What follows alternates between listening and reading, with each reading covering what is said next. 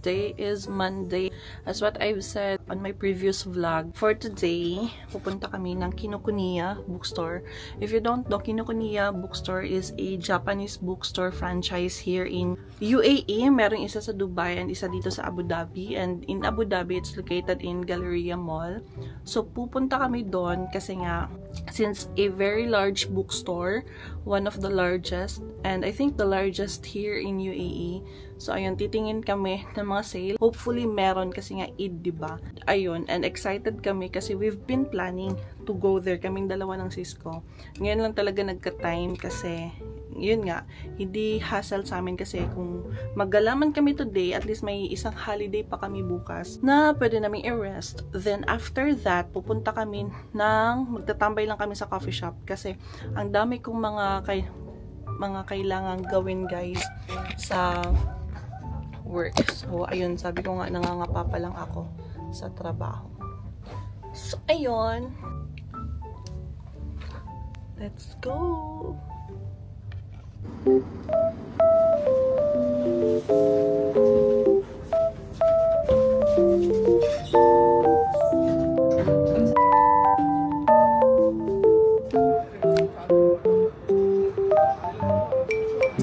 Guys, nakababa lang namin ng bus.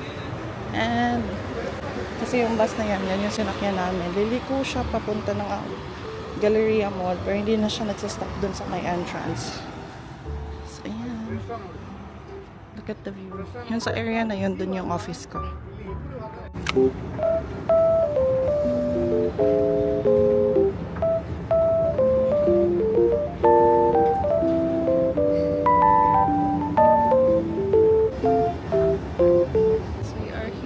Galleria Mall.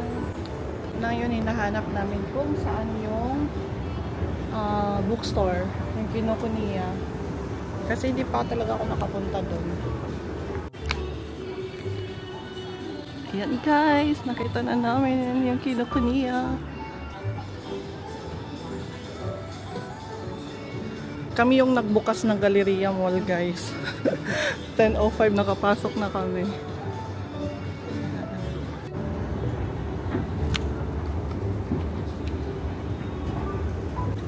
As in, super excited na ako.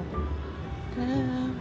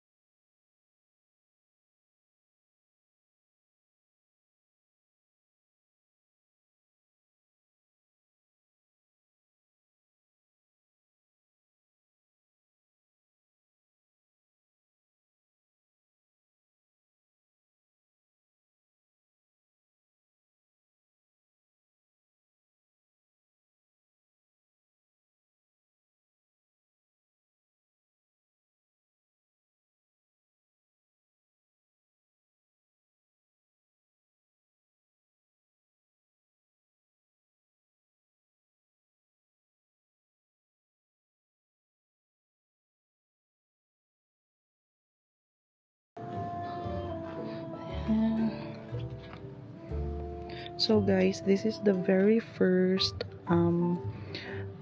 romantasy book that I've read way back. I think 2009 or 2008. Ayun, that's how it started, my love for romantasy books.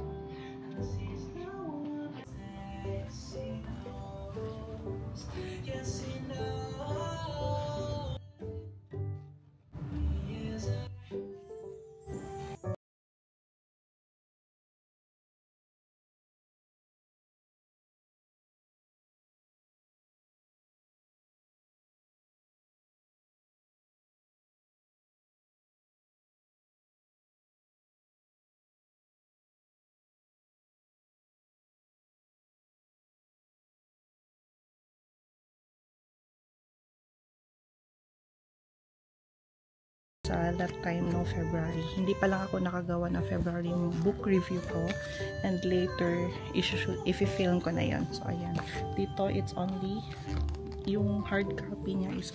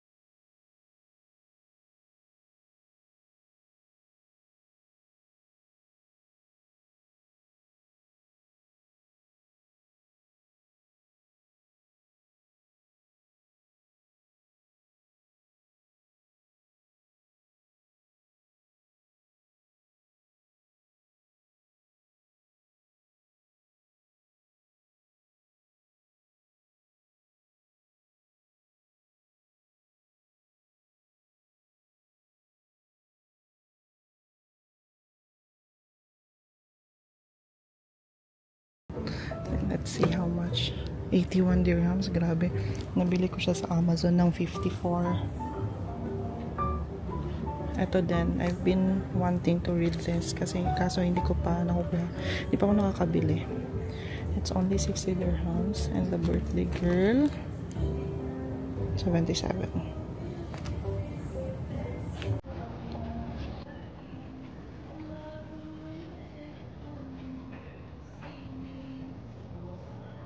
Nabasa ko na din to way back 2023.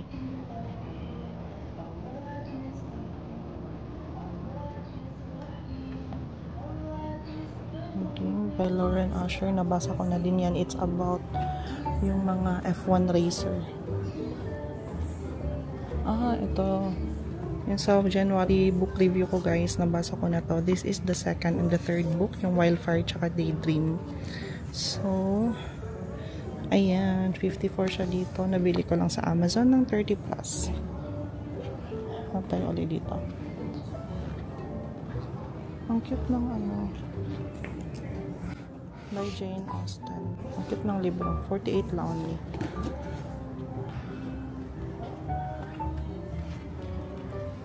And this, guys, is my all-time favorite, as in grabe. I'm still about to film this Binding 13 and Keeping 13, and I'm gonna tell you my book review for this one. Ito din, The Hating Game. I read this last 2023. Sobrang ganda.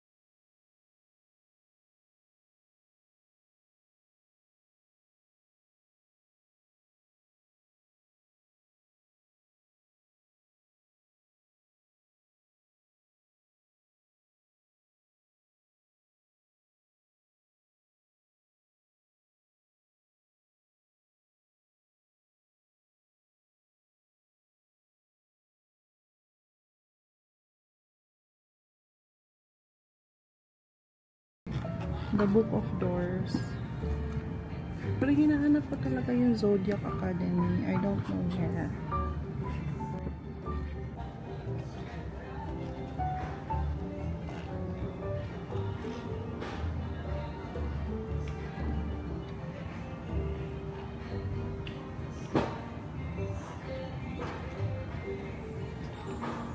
The Witcher. Maganda. Though hindi ko pa nabasa, pero napanood ko siya sa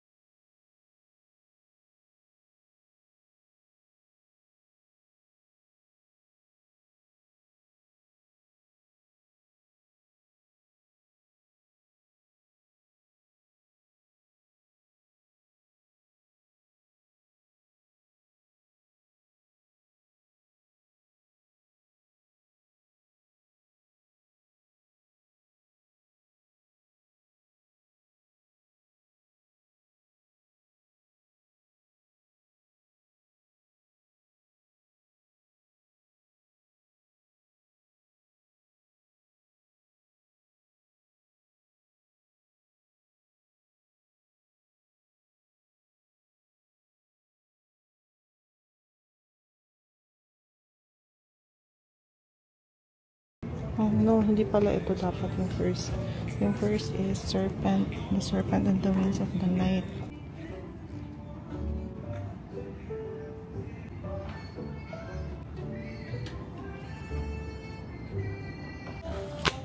Oh my gosh guys, nakita ko na siya.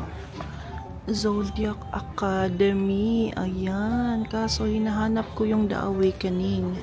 Yung first book. Ito kasi The Awakening as Told by the Boys. Hindi yan yung first book eh. Wait lang. Ito naman.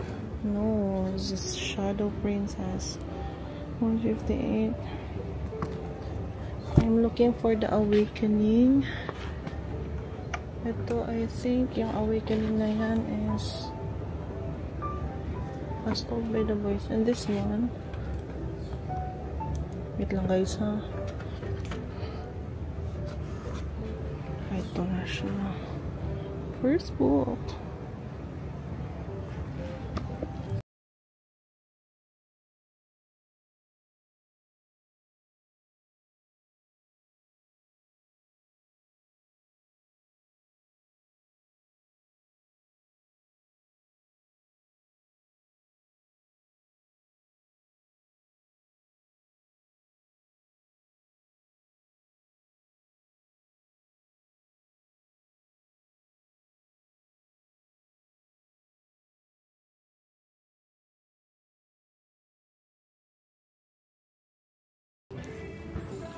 Tapos gawa ko siya cover.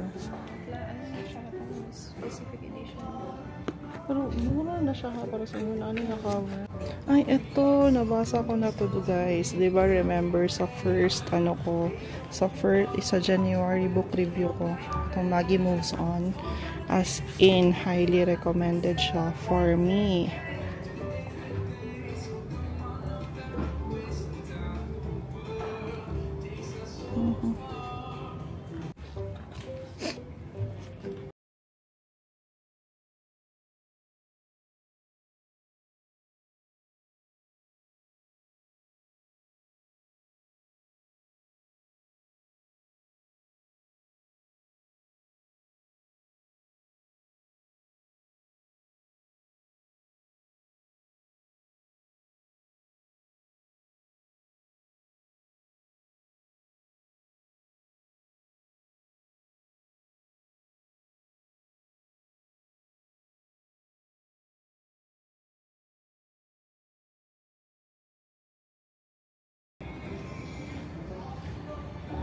Mahal na, oy. 139. Baon na. 221. Oh my God.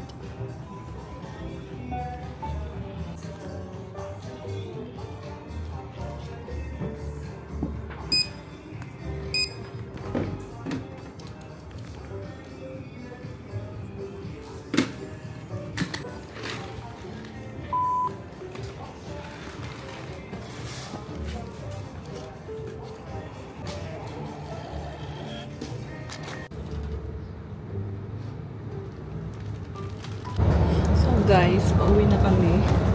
Malas lang, hindi ko talaga nadala yung mic ko kanina.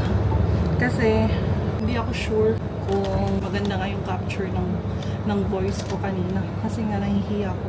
Ang tahimik kasi guys, para siyang library. Kaya hindi... I'm sorry? No! So, kaya hindi ako sure kanina kung narinig yung boses ko sa mga video. Kasi nga, para siyang library. Nakakapag-video naman ako, pero nahihiya akong magsalita. Kasi nga, sobrang tahimik. So, going home. We just arrived home. In a few minutes, aalis na din kami.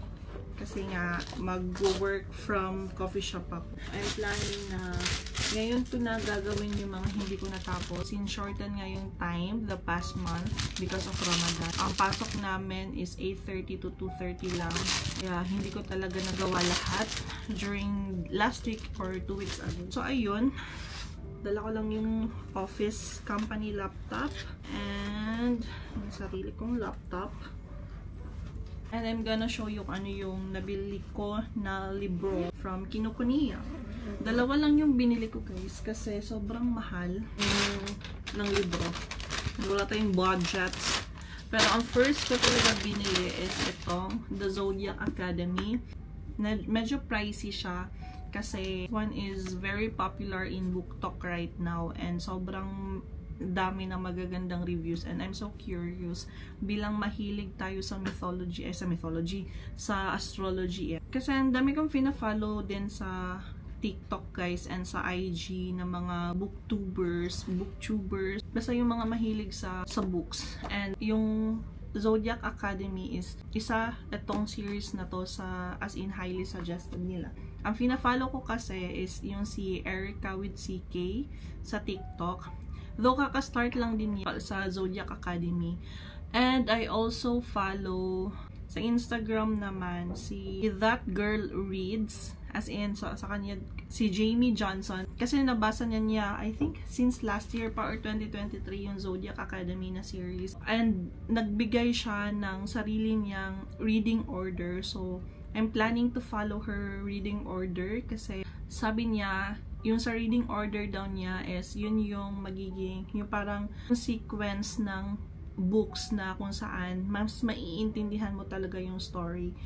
And I believe itong Zodiac Academy nasa mga 22 books eto guys. And nasa first book pa lang tayo, no? Sabi ko nga sa sister ko, pag nakumpleto ko talaga tong Zodiac Academy na to, para akong bumili ng encyclopedia. As in, ganun siya kamahal. Siguro kung i-total ko na siya lahat.